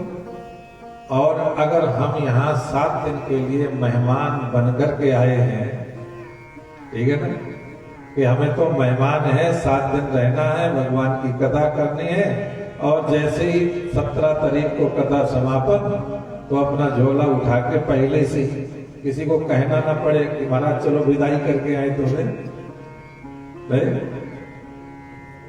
अपना झोला पहले से ही गाड़ी आड़ी सजा के पहले से तैयार कर लेते हैं, ताकि इज्जत से चले जाओ। अगर 2-4 दिन ठहर गए तो फिर लोग कहेंगे महाराज कब जाओगे? नहीं, फिर तो लोग कहेंगे कब जाओगे महाराज? तो इसलिए ये जीवन गाड़ी है साहब, इसको जो है तैयार करके रखो, मन को समझा के रखो, तैयार करके रखो, कि जब अपना काम पूरा हो जाए, क्योंकि यहाँ हम किसी कार्य के लिए आए हैं, यहाँ हम कोई अधिकार के लिए नहीं आए, ना हमारा कुछ यहाँ पर है। ये तो ईश्वर ने हमें सेवा दी है, कुछ दिन हमको यहाँ रहना है, और सेवा करके यहाँ से फिर वापस अपने कहाँ जाना है? अपने देश जाना है। आप अपना देश जानते हो? कौन सा देश है आपका? ये भूल गए? आप जिस देश से आए हो उस देश का नाम जानते हो कि भूल गए? बोलो।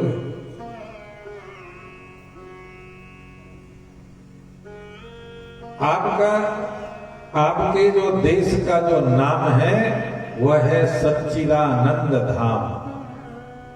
इसलिए तो सबसे पहले श्लोक में आपके धाम का ही नाम गिनाया जाता है, सच्चिदानंद रूपाय। आप सच्चिदानंद धाम के निवासी हैं क्योंकि आप सच्चिदानंद भगवान के अंश हैं।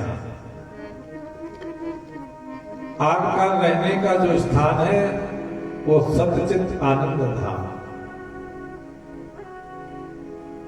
तो यहां से वापस कौन से धाम में जाना है?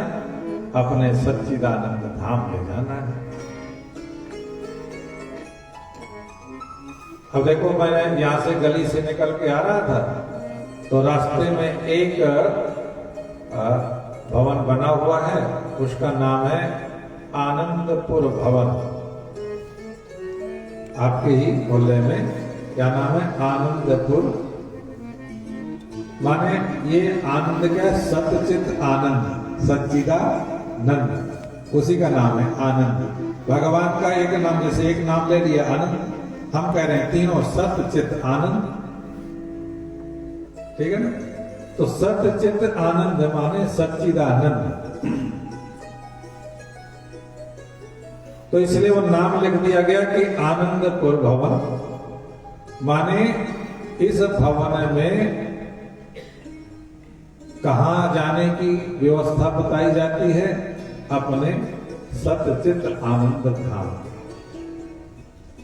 जैसे आप यहां आए बैठे तो शुरुआत में इसी धाम के नाम शुरू हो गए ना, सच्चिदानंद। आनंद जो है अपना स्वभाव है, आनंद अपना स्वरूप है। तो जब मन को ये पता चल जाएगा, ठीक है ना, कि मेरा जो स्वरूप है वो है सच्चिदानंद स्वरूप,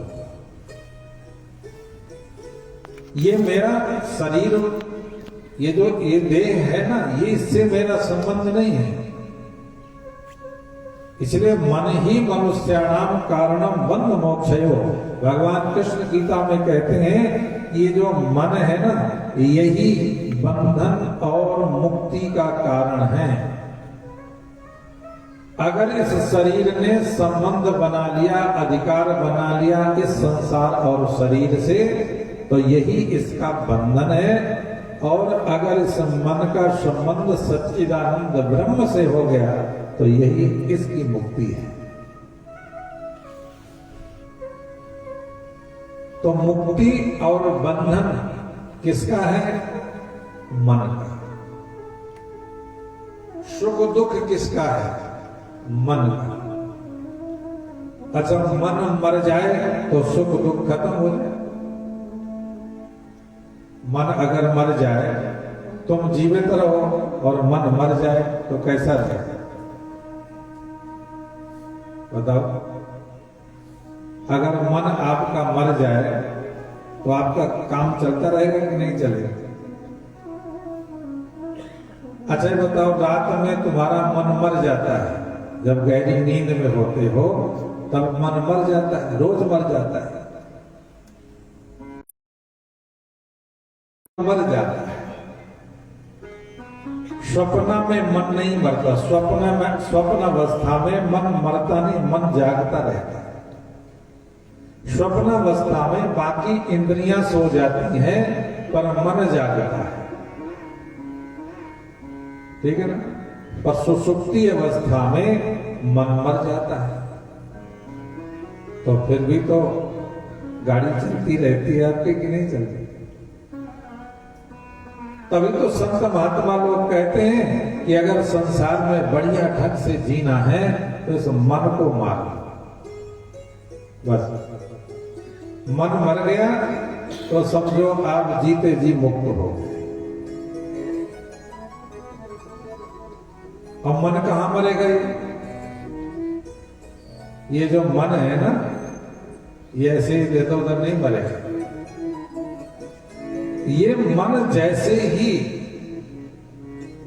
भगवान के चरणों में पहुंचता है तो वहीं ये मन लय हो जाता है। जैसे एक नदी जब सागर में मिलती है तो नदी मर जाती है, मरती कि नहीं मरती? सागर में मिल गई तो नदी समझो, क्योंकि नदी का नाम खत्म हो गया, मर गई। क्यों मर गई? क्योंकि वो सागर में पहुंच गई। सागर का अंश है नदी, है कि नहीं? सागर का अंश नदी है, सागर से ही जन्म है नदी का। पर जब तक नदी तब तक है जब तक वो सागर से अलग है। जहां सागर में मिली तो वहीं वो मर गई, उसके पहले है नदी। सागर के इधर चले आओ तो हर जगह वो नदी का नाम तुम्हें मिलेगा, और जहां वो नदी सागर में जहां समाई है वहीं उसका नाम खत्म हो गया, मर गई। ऐसे ही ये जो मन है, मन जो है ना तब तक जीवित रहता है जब तक ये भगवान के चरणों में नहीं पहुंचा है। ऐसे ही जब आप ध्यान परमात्मा का करते हो और ये मन जैसे ही ध्यान में, भगवान के ध्यान में जैसे ही स्थित हो जाता है तो मन फिर मन नहीं रहता, खत्म हो जाता। फिर जैसे ध्यान से बाहर आए तो फिर मन हो जाता है, फिर सुख दुख शुरू हो जाता है। समाधि में मन नहीं होता, ध्यान में तो मन होता है, ध्यान अवस्था में मन रहता है। क्योंकि आप जब कभी ध्यान लगाते हो तो ध्यान में आपको जो कुछ आनंद मिलता है तो बाद में आप इसी मन से बताते हो कि आज मुझे मेरा भगवान में ध्यान लगा तो ऐसे ऐसे मुझे अनुभव हुआ। ध्यान लग गया, बस एक जगह मुझे भगवान का स्वरूप दिखा, तो माने इधर उधर से मन हट करके एक जगह परमात्मा में लगा, वो हो गया ध्यान। परंतु जैसे ही मन एकाग्र हुआ परमात्मा में लगा तो दर्शन करते करते फिर समाधि में जैसे पहुंचा तो समाधि में मन मर जाता है, क्योंकि फिर आगे मन रहता ही नहीं है, बस एक ही रह जाता है। तभी कहते हैं मन मर गया। और हमेशा साधु संत जब भी कार्यक्रम करते हैं, सत्संग करते हैं, वो एक ही बात तो कहते हैं, अपने मन को मार लो, मन को मार लो, मन को मार लो, ही तो कहते हैं मन को मार लो। अब मन ऐसे तो मरता नहीं, मन को कैसे मारोगे? कोई हथियार से थोड़ी मार सकते हो मन को। अरे मन का कोई रूप हो तो आप उसको डांटो, मारो, काटो। मन तो एक चेतना है, एक लहर है, और इसका जिस तरह से लहर का स्वरूप जल है, ठीक ना? एक जल का जो है ना, एक कंपन का नाम ही तो लहर है, जल की ही कंपन है। जल हिल रहा है, जल में कंपन हो रहा है, तो उसी का नाम लहर पड़ गया। पर लहर कोई जल से भिन्न थोड़ी है। कभी भी लहर जल के बिना रह नहीं सकती। ऐसे भी मन है ना, मन भी एक लहर जैसा है। और भगवान मम दर्शन परम अनोखा, जीव पावनि सहज स्वरूपा, जीव पावनि सहज स्वरूपा, जीव पावनि सहज स्वरूपा। भगवान कहते हैं, मैंने अपने संविधान में एक नियम रख दिया है कि कोई कितना भी बड़ा से बड़ा पापी हो, एक बार मेरे सम्मुख आ जाए तो मैं उसके करोड़ों जन्मों के पापों को नष्ट कर देता। बस एक बार दर्शन हो जाए, सामने आमना हो जाए, तो जब उसके अंदर पाप रह ही नहीं गया। अगर पापी होता और उसको मुक्त करते तो विधान गड़बड़ाता हमारे संविधान की रक्षा हो रही है, क्योंकि मैंने संविधान में पहले लिख दिया कि कितना भी तुमने पाप किया हो पर एक बार तुम मेरी शरण में आ जाओगे, क्योंकि भगवान का स्वभाव, भगवान कहते हैं मैं कभी किसी के गुण और दोष को देखता ही नहीं, ये मेरा स्वभाव है। मैं तो ये देखता हूं कि तुम मेरे अंश हो और तुम मेरे पास में भूल भटक करके आ गए हो, बस मैं तो ये देखता हूं। देखो आपका बेटा आपसे कितना नाराज हो करके और आपको गाली गलौज दे करके आपसे दूर हो गया हो, पर आप कभी उससे दूर नहीं हो पाते। आप हमेशा उसको याद रखोगे, और जब वो इधर उधर से दुखी होकर के भटक करके वो आपके पास में दुखी होकर के जब चरणों में बैठ जाएगा ना, तो आप सैकड़ों उसके पाप दोष जो थे ना वो उसी क्षण आप भूल जाओगे। ये नहीं कहोगे कि नहीं पापी है तो भाग जाए यहां से। भटके हुए तुम अपने पुत्र को माफ कर दोगे, कोई कहोगे कोई बात नहीं, आ गए हो ना, सब माफ। ऐसे ही भगवान कहते हैं कि तुम मेरी शरण में बस आ गए हो, बस बहुत। इसलिए तापत्रय विनाशाय श्री कृष्णाय वयं नमः। रहमत है क्या हुजूर की, ये परमात्मा की रहमत है क्या हुजूर की, कि सब कुछ लुटा दिया। रहमत है क्या हुजूर की, सब कुछ लुटा दिया।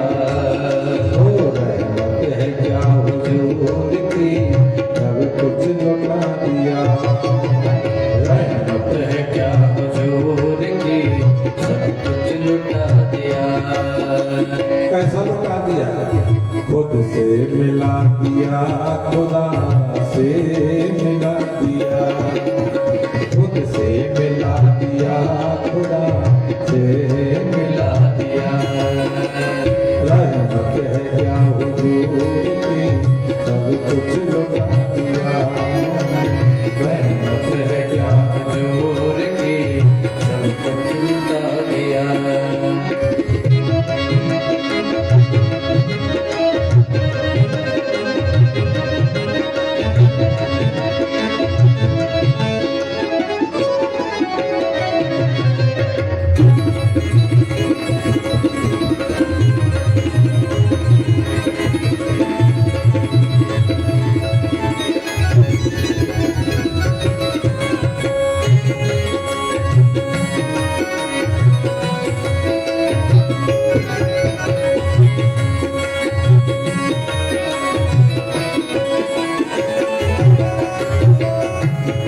जब शिष्य को गुरु कृपा से ज्ञान प्राप्त होता है तो यही शिष्य गुरु से कहता है, गुरुदेव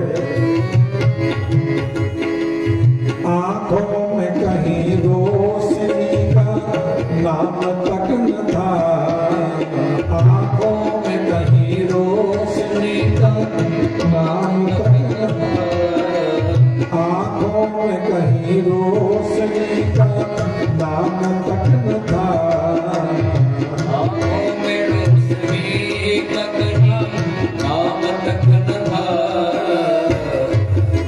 कहीं कुछ नाम भी नहीं था, परंतु कृपा क्या हुई? कृपा ये हो गई कि मैंने तो वही देखा जो, मैंने तो वही देखा जो तुमने दिखा दिया। मैंने तो वही देखा जो तुमने दिखा दिया।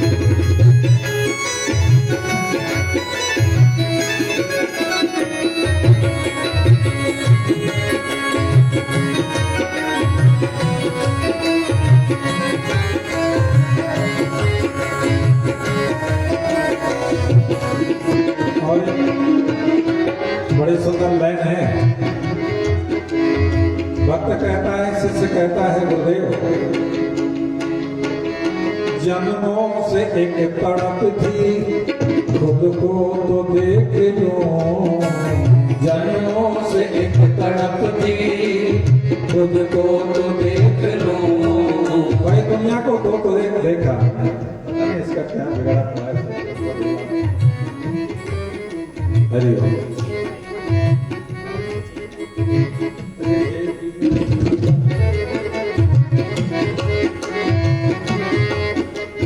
जन्मों से एक तड़प थी। भैया ये कान हमने लगा दिया, कभी पकड़ता है कभी बंद होता है, कभी पकड़ता है। जन्मों से एक तड़प थी खुद को तो देख लो। जन्मों से एक तड़प थी खुद को तो देख लो। जो बीच में पड़ा था, जो बीच में पड़ा था वो पर्दा हटा दिया। जो बीच में पड़ा था पर्दा हटा दिया। जो बीच में पड़ा था पर्दा हटा दिया। मत है क्या हुजूर की कर कुछ लुटा दिया। रहमत है क्या हुजूर की सब कुछ लुटा दिया।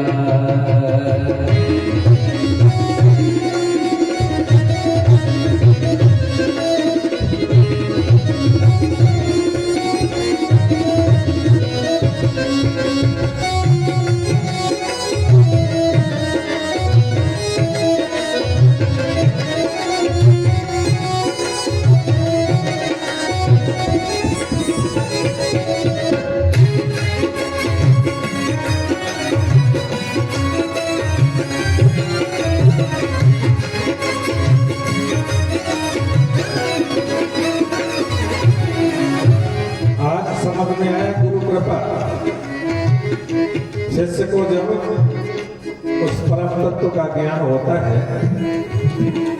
तब कहता है गुरुदेव तुम ही हो जिसने बख्शी है जिंदगी मुझे। तुमने ही है जो बख्शी है जिंदगी मुझे। तुमने ही है जो बख्शी है रहमतें मुझे। तुमने ही जो बख्शी है रहमतें मुझे। दुनिया में जब दिया मुझे, दुनिया ने जब दिया मुझे, तो क्या दिया मुझे? दुनिया ने जब दिया मुझको दगा ही तो दिया। दुनिया ने जब दिया मुझे मुझको दगा दिया। दुनिया ने जब दिया मुझको दगा दिया। दुनिया ने जब दिया मुझे मुझको दगा दिया। रहमत क्या हुजूर की सब कुछ लुटा दिया। रहमत है क्या हुजूर की सब कुछ लुटा दिया। आँखों पहर है बेखुदी, आँखों पहर नशा। आठों पहर बेखुदी, आठों पहर नशा। नजरों से आपने मुझे, नजरों से आपने मुझे ये जो पिला दिया। नजरों से आपने मुझे ये जो पिला दिया। रहमत है क्या हुजूर की सब कुछ लुटा दिया। रहमत है क्या हुजूर की सब कुछ लुटा दिया। और आपकी कृपा ऐसी हुई गुरुदेव कि आपने ऐसा जाम पिलाया, प्रीति सी लग रही है दुनिया की दौलतें। प्रीति सी लग रही है दुनिया की दौलतें। दुनिया की कोई दौलत इसके सामने सौंदर्य नहीं लगती। जैसा नशा है जब एक बार चढ़ जाए गुरु कृपा से नशा, तुम दुनिया की फीकी सी लग रही है, दुनिया की दौलतें फीकी सी लग रही है, दुनिया की दौलतें कौन से खजाने का, ये कौन से खजाने का मालिक बना दिया, ये कौन से खजाने का मालिक बना दिया, खुद से मिला दिया, खुदा से मिला दिया, खुद से मिला दिया, खुदा से मिला दिया। रहमत है क्या हुजूर की, सब कुछ लुटा दिया। बोले सच्चिदानंद भगवान भगवान की जय, सतगुरुदेव भगवान भगवान की जय, वृंदावन हरि लाल की जय। तो सच्चिदानंद रूपाय विश्वोत्पत्त्यादि हेतवे तापत्रय विनाशाय श्री कृष्णाय वयं नमः। तो भगवान के चरणों में आज की कथा को यही विसर्जन विश्राम। अब कल का जो आयोजन कथा होगी वो 3 बजे से जो 6 बजे का ये कार्यक्रम रखा गया है, आप समय पर आएंगे 3 बजे से 6 बजे तक ये कथा प्रवृत्ति पर चलेगी। और कल आपको संक्षेप में महात्म्यों की कथा सुनाते हुए आपको चतुश्लोकी भागवत और कपिल मुनि और देवहूति का संवाद कल आपको श्रवण कराएंगे और आप उस कथा का रसपान करें।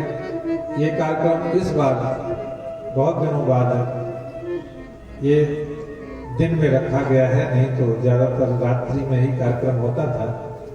तो ये आप सब लोगों के लिए, ज्यादातर माताओं के लिए रखा गया है। बहुत सी बुजुर्ग माताएं हैं, रात्रि में नहीं आ पाती थी, मन में बड़ी इच्छा थी चलने फिरने में, रात्रि में दिक्कत, तो आप सब लोगों के लिए विशेष रूप से ध्यान दिया गया है। जबकि पुरुषों में थोड़ी सी दिक्कत थी कि उनको कोई बिजनेस वाले हैं, कोई सर्विस वाले हैं, उनको परेशानी होती थी, परंतु फिर भी जो सत्संगी हैं वो समय निकाल करके तो आएंगे। देखो काम भी कर लेते हैं और काम के साथ साथ जो सत्संगी हैं उनके मन में इच्छा रहती है कि अगर नहीं भी ज्यादा सुन सकते हैं तो 1 घड़ी, आधी घड़ी, आधे में बुनियाद। जरूरी नहीं कि 3 घंटा सुनना है। हम कहते हैं जितना जिसके पास समय हो, आधा घंटा, 10 मिनट, जो भी समय मिले तो अपने घर में लड़कों को भी समझाओ, पतियों को भी समझाओ कि भाई थोड़ा देर सुन जाया करो, ज्यादा टाइम नहीं है तो आ जाया करो, सुन जाया करो। क्योंकि इसका कोई भरोसा नहीं है, शरीर का, जीवन का, न उम्र का कोई भरोसा, बचपन, जवानी, बुढ़ापा, कोई भरोसा किसी का कुछ नहीं है। ये कानों में परमात्मा का नाम जो चलता है, ये शब्द जो अंदर प्रवेश करते हैं, यही जीवन का कल्याण करते हैं। इसलिए भगवान का नाम श्रवण करना बहुत आवश्यक है। ये प्रथम भक्ति है। प्रथम भगति संतन कर संगा, दूसर रति मम कथा प्रसंगा। तो आइए इस कथा को आज की पहली सभा विराम करते हैं। कल से समय पर सभी लोग 3 बजे से हम आ जाएंगे। 3 बजे कथा प्रारंभ हो जाएगी और 6 बजे तक बंद कर दिया करेंगे, ताकि आप लोगों का और भी काम है वो भी समय पर होता जाए। तो कार्यक्रम का विराम। अब पंडित जी कुछ सूचना बोलेंगे, उसके बाद में आरती करेंगे। आरती के बाद में आज सभी प्रसाद लेकर के जाएंगे।